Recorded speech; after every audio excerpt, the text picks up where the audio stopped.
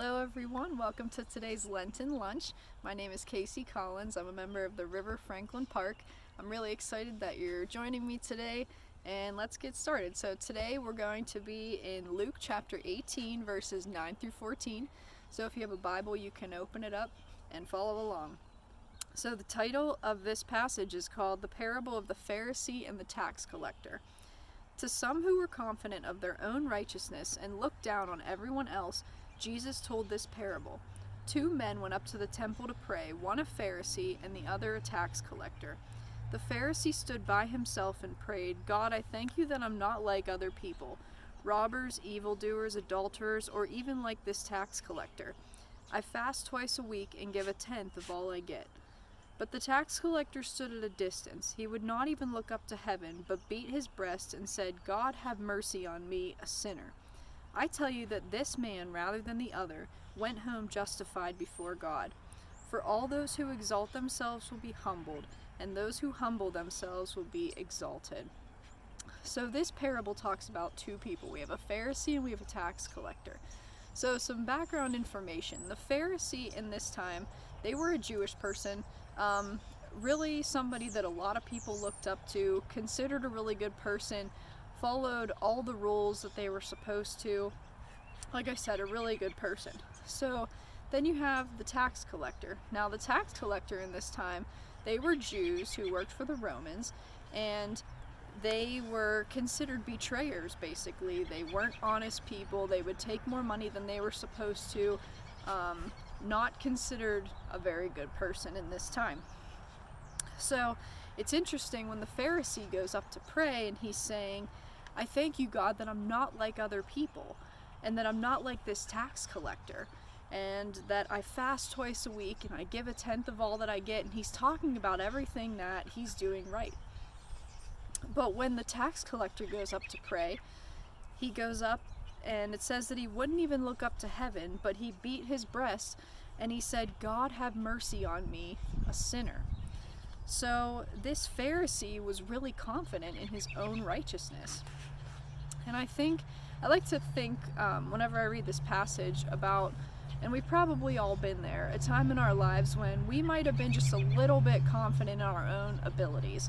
So you might have tried to do something and somebody says, why don't I help you with that? And you say, no, I'm okay, I got it, I don't need any help. Well, turns out you did need help because it failed with whatever you were doing. And I like to compare that to this passage because this Pharisee was somebody who was just super confident in his own righteousness, and he didn't think that he needed any help. But the tax collector goes up and he understands that he needs Jesus for righteousness. And something just that we should all keep in mind is that we don't have anything to offer to God. We don't have anything that God needs from us. But the righteousness that we need comes from Jesus. So we need Jesus to have righteousness. So at the end of this passage it says, for all those who exalt themselves will be humbled, and those who humble themselves will be exalted. So what does it mean to live humbly? How do we do that in our world today? So to be humble means that we put other people's needs above our own, and we serve other people, and we love other people. And this is exactly how Jesus lived when he was on earth. And this is described really well in Philippians. Paul has a passage in Philippians 2, and it says in verse 6, who being in very nature God, did not consider equality with God something to be used to his own advantage. Rather, he made himself nothing by taking the very nature of a servant, being made in human likeness, and being found in appearance as a man, he humbled himself by becoming obedient to death, even death on a cross. Therefore God exalted him to the highest place and gave him the name that is above every name. So Jesus didn't consider the equality with God. This is the Son of God on earth. He didn't consider the equality with God something to be used to his advantage. He lived like they did back then. So he would sleep in tents.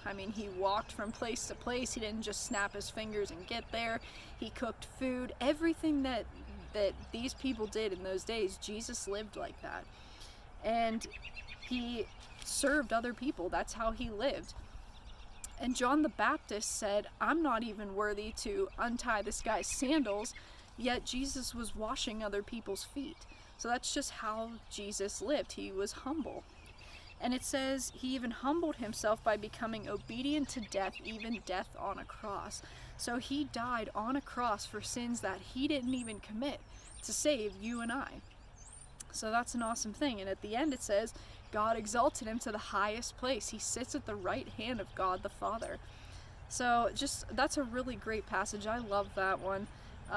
Just to encourage us all to be a little more humble. You know, we live in a world today that's, with all this COVID chaos and political unrest, it's just a really great time to serve other people and to live humbly.